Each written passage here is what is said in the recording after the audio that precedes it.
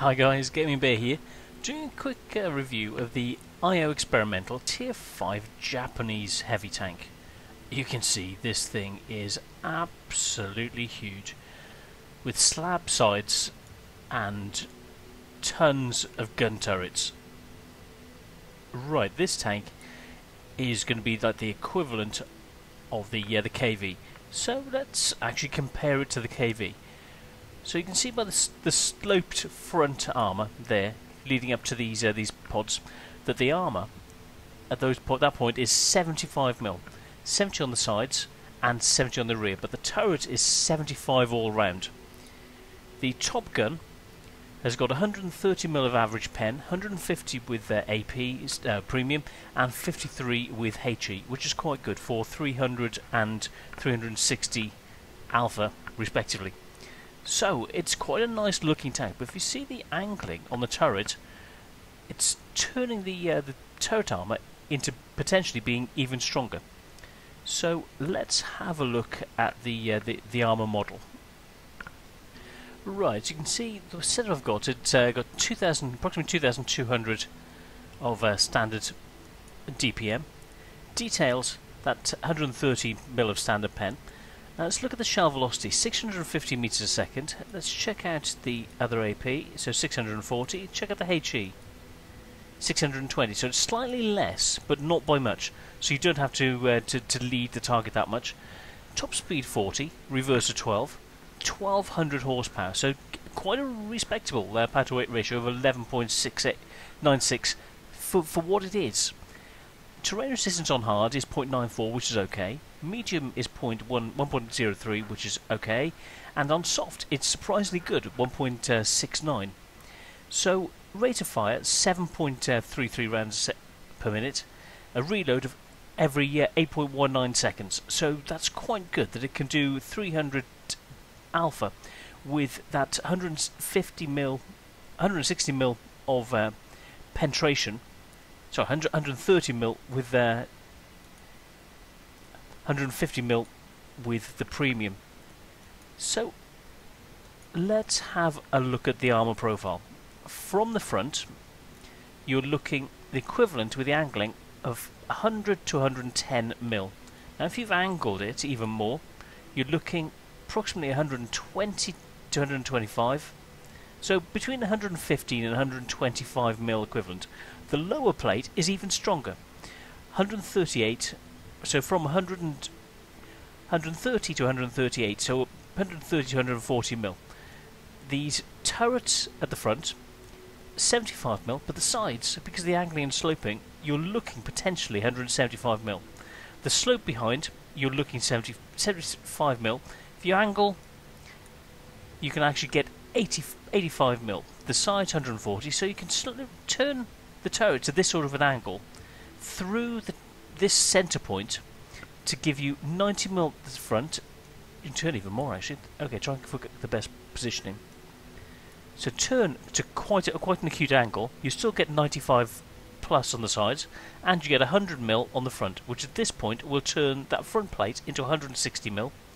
The only weak spot then is this front of the turret there, these little pods, which is only 76, so it's relatively thin. In comparison to everything else, which you're looking 100 odd mil, these are going to be the only areas that you can potentially pen, and that you're still looking around about 80mm to pen it.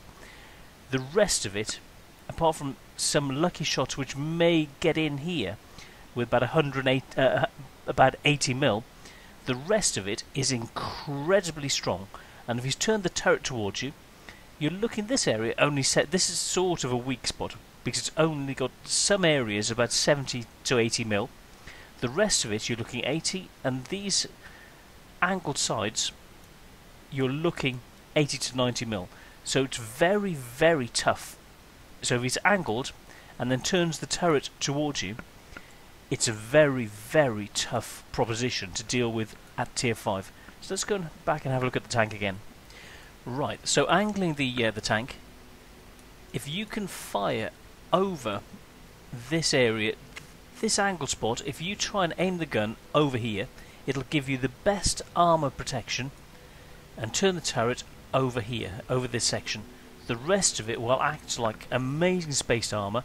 It's basically going to be like a TOG, only faster, top speed of 40 kph with a 1200 horsepower engine, and a gun which at tier 5 has got 130mm of pen with standard for 300 alpha, which is very, very good. So play this like a TOG, but think of it as a TOG on steroids.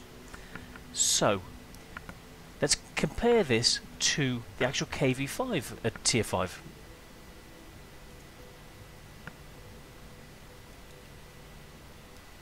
Right, let's have a look. Oh, there's a new Czechoslovakia tree which has appeared, so that's quite interesting. Okay, on to the Russians. Okay, down to the KV.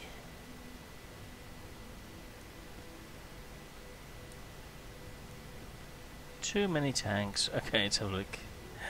KV1.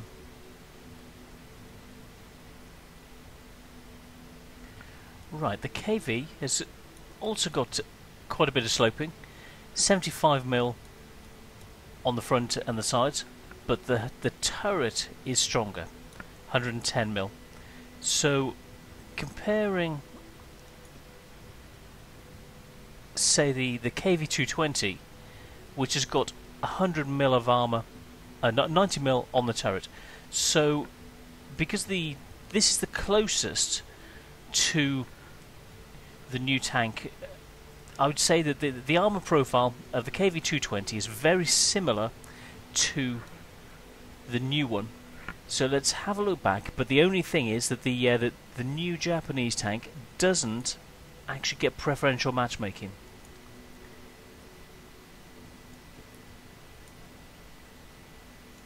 So the Experimantal has got that sloping, huge target, but if you fire over, you've got that amazing hull armour, but you've only got the equivalent of about 890mm on the turret, which is okay, but behind that you've got that amazing derpy gun. So let's have a look at the accuracy. Oh, I've got a little cat attacking my headphone wire. Accuracy of 0.41, which is okay, and aim time, which is awful, of 2.6 seconds. So out, let go, stop it, let go, sorry, out, let go, oh silly cat, sorry, I apologise, my girlfriend's cat is just attacking, ow, sorry, yes, having fun with the new wires that aren't normally here, so, sorry, yes, 10cm, so it's a 100mm gun. If you hit with this gun, you can have the overmatching potential with this very, very big gun, so you're going to be derping them, so we'll see with some gameplay how this runs. But this is a very strong tank. The only weak spot you've got is the turret. So I'll try and add some gameplay, but this is it stands at the moment. So if I can get some gameplay, I'll tack it on to the end of this review. So I'm the Gaming Bear. Hopefully there'll be a review just after this. If not, enjoy this, and there'll be one very, very soon. Thanks guys. See ya.